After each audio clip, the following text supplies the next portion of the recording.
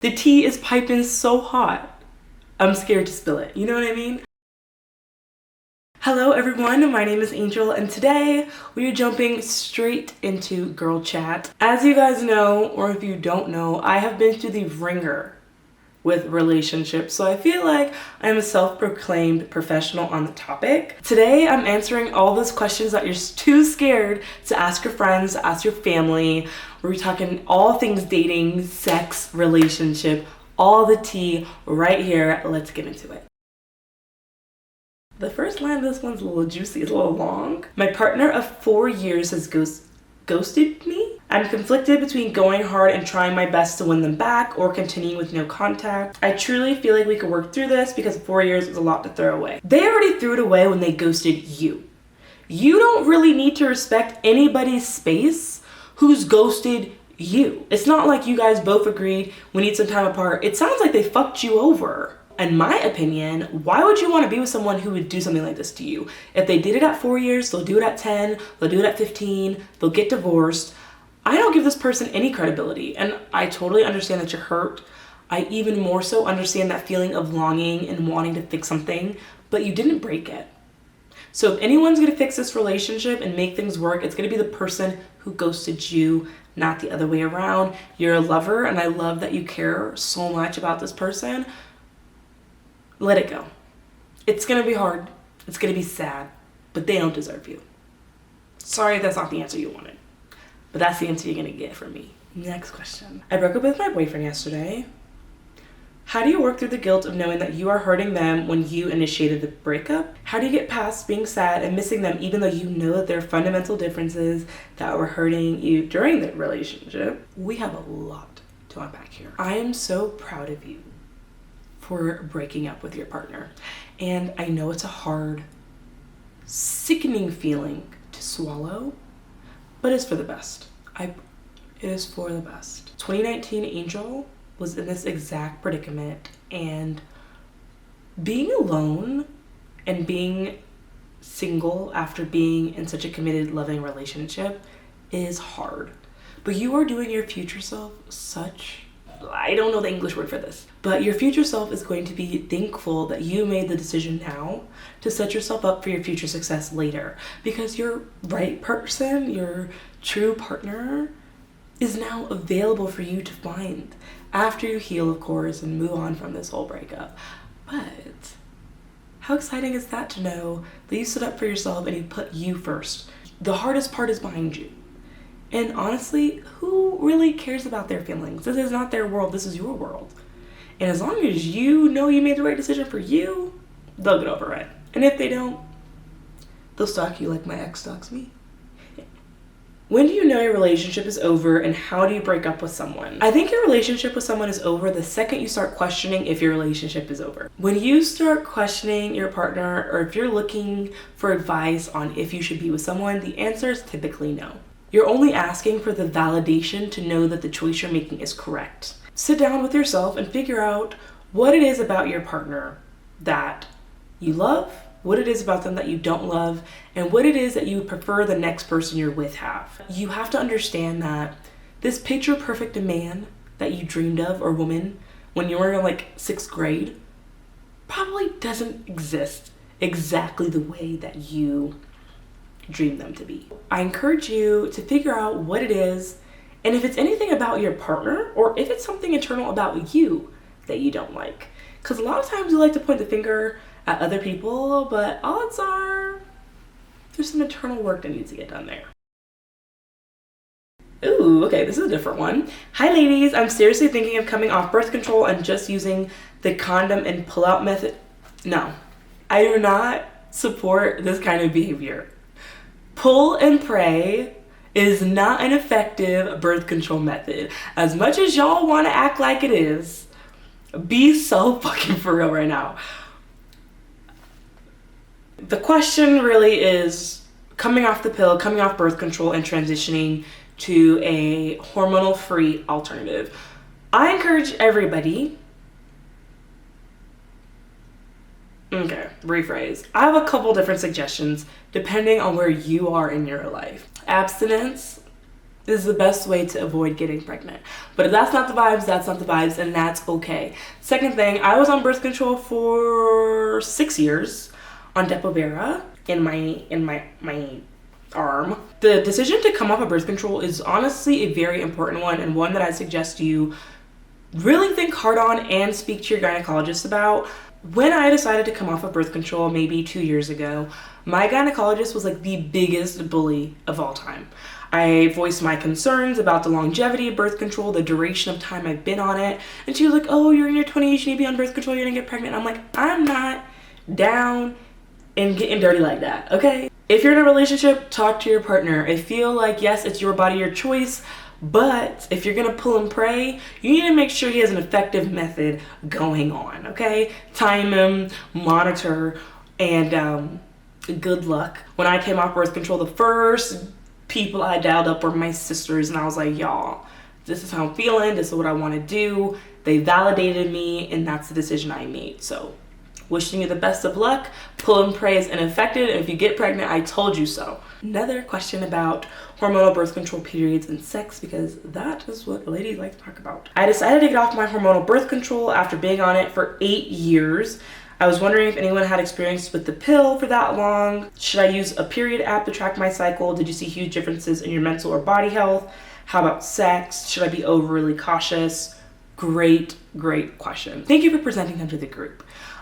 First thing, period app to track my cycle. I think, the tracking app on the iPhone, Flow, all those cycle tracking apps are a great place to start, but I would not rely on them 100% for fertility tracking. You can naturally track just by time frames, but if you're not someone who's been tracking your period for at least 6 months to a year consecutively, I would not trust the app. My main decision to come off of birth control, especially when I wasn't sexually active, was my mental health. I feel like hormonal birth control is literally the devil's pill. I'm not even religious when I say that. I just mean like it just makes you feel like a completely different person. Also, I've heard that coming off birth control kind of like clears your like rose-colored glasses with who you're dating and hooking up with. I think you should always be overly cautious when it comes to sex. Be a big sister here. Always wear a condom. Always, if you need to take a plan B, take it if it's available in your state, because apparently they don't want to be available. If you've been on birth control for 8 years, I'm going to assume you're responsible enough to be able to mind your partner, mind your sex habits. Good luck. Talk to your gynecologist. Let's get off of the birth control because Lord, y'all stressing me out with your sex stories. Need some advice because I have no one in my life to ask right now, which is heartbreaking to me. My husband and I have been married for over a year. Congratulations. The other night I saw he messaged his ex-girlfriend, the only other serious relationship he's ever had. Ooh. Anyway, that conversation turned from my feelings to his and ended up consoling him for the rest of the night till he felt better. It's been 3 days and I feel heartbroken. Can someone tell me if I'm overreacting or if my feelings are justified? Let me tell you something about feelings. In my opinion, now this might be the blind leading the blind, delusion leading delusion, but your feelings are always valid. If someone hurts your feelings, you are more than valid for the way that you feel. Now, I hate people that you tell them how you feel and all of a sudden it's about them and their feelings. It's like, oh my God, you cheated on me. And it's like, no, but I cheated on you because, like, be so fucking for real. You deserve to feel betrayed. You deserve to feel hurt. It's up to you what you do with this information. He's talking to his ex. Do you leave him? Do you get divorced? That's on you. That's your business. But my answer is feelings are valid. Give yourself time to cool off though, because you don't want to make any rash decisions. Me, CEO of rash decision making, you don't want to do that. But maybe you like take a week, like tell him you wanted just some space, and then circle back to the conversation in a neutral setting. Don't let him guilt trip you about why the fuck he was doing sketchy shit. No, you're not the one. Let's get straight to the point. I need to break up with my boyfriend. We've been together for 2 years and it's taken me this long to accept that I'm miserable with him. Okay, but you've accepted it and you've recognized it, so round of applause for you. My problem is that this is my first relationship, so I've never had to break up with anyone. I'm also super stressed because he and I are living together and I don't really have anywhere to go after we break up, and I'm not sure that I can afford to live on my own. Oh. Do I have a story for you? This is what I like to call the phenomenon of sliding and not deciding. This is why it is so important before you move in with someone, before you settle down with someone, to ask yourself the hard questions on if you're actually happy in your relationship or things are just happening and you're just going along with them. It's a really difficult situation because you don't want to set yourself up for even worse circumstances by moving out and then not having a place of your own. I guess if I were going to give you advice on this, it would be to start saving money up on the side for maybe a down payment on your own place, or maybe find a roommate that you guys can move out together. Super sorry that you're in this situation, but at least you're recognizing it at 2 years and not 10 or 15. Need advice on attachment and dating? Yes, I have this. I get way too emotionally attached to people I date very early on, after the first date in particular. Then when things don't go according to the expectation or idea I had in my head, I get upset. I love myself and I'm not scared to be alone, but I just love. And I have so much love to give to another person after I've already filled my own cup. I think sometimes I tap into scarcity mindset, thinking that I won't be able to find a good guy I'm attracted to, but I know that's a lie. Any advice? So much advice.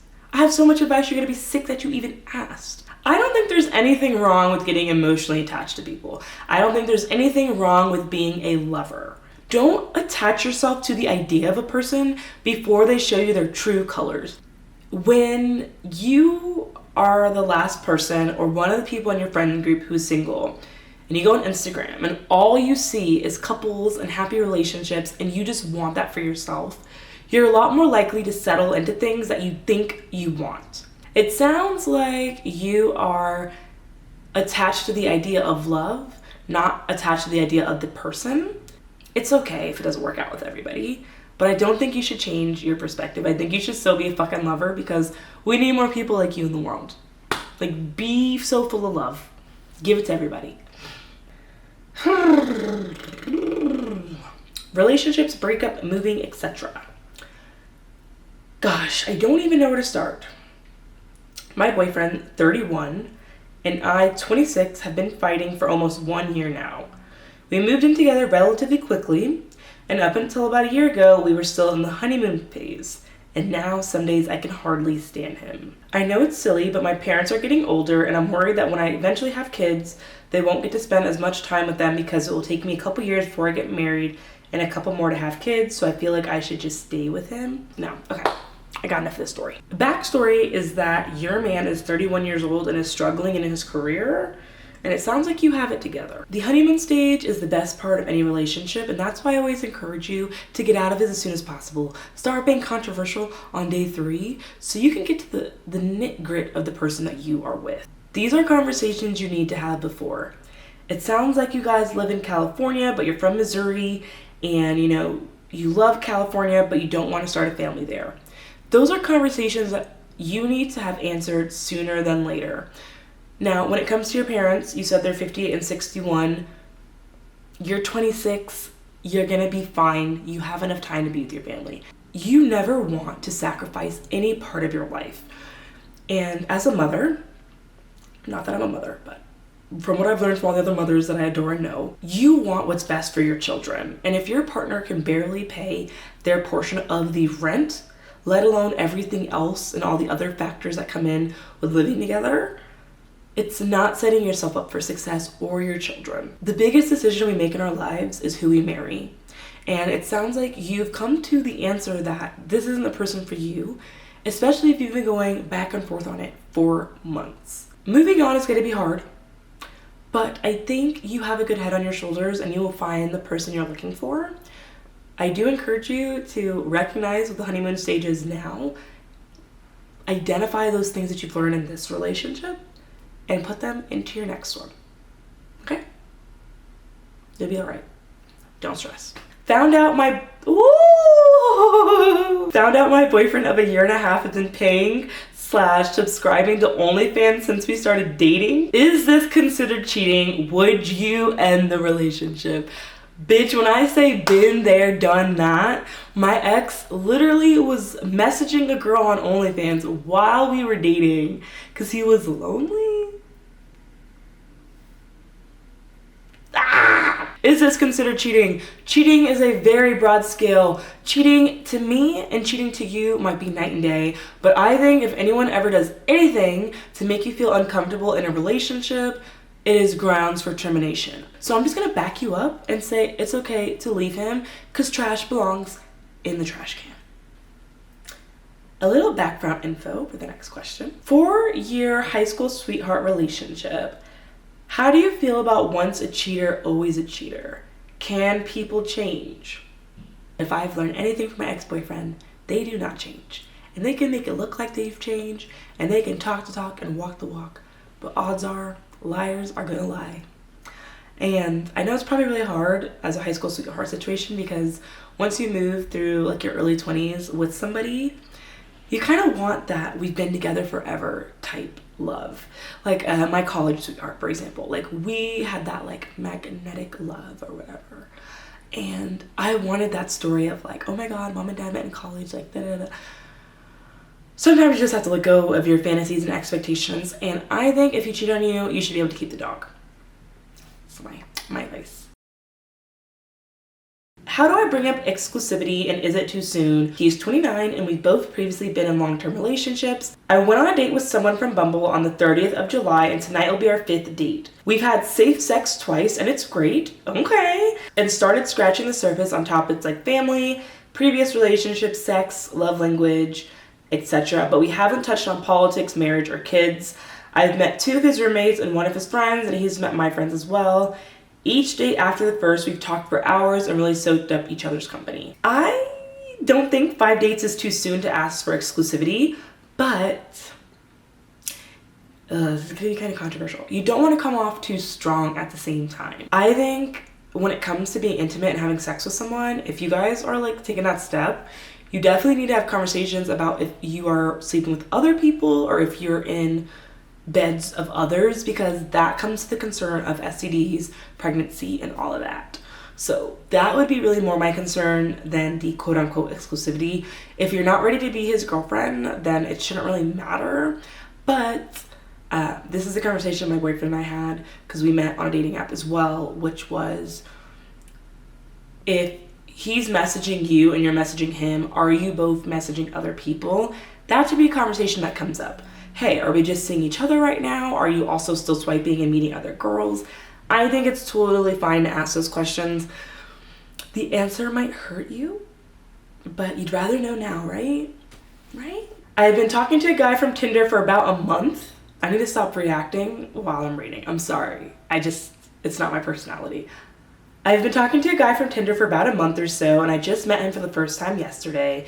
He seems pretty wishy-washy about his dating intentions, and seeing as I'm inexperienced with all things intimacy, I'm okay with trying some things. How do you handle being casual about some things without shaming yourself and feeling icky? There's lots to unpack here. First thing, I don't know why you were talking to this man for a month on Tinder without knowing his intentions. That should be like the second question you ask someone when you meet them. Hey, you're really my type. What are you looking for? First sentence out of your mouth. Second thing, never feel pressured into doing anything intimate with someone. Tinder is typically the place for hookup culture. If you're not looking for a dating partner, if you're not looking for a boyfriend or girlfriend, go ahead and hook up with them. But if you're looking for something more serious, I feel like you should have that conversation before anything intimate takes place. I think a lot of us, and I've been in this situation before, we've been single for a while, we really want someone to like us, so we do things to kind of please them that we wouldn't normally do. If you are gonna slut shame yourself, it's probably not something you should be doing. No one really cares except for you, so yeah, it's a no-go for me for that. All right guys, I feel like that is all the dating advice and tips I have for today. If you have anything you want to share, anything juicy, please leave it in the description box below. If not, I'll see you next Sunday with another video. And yeah,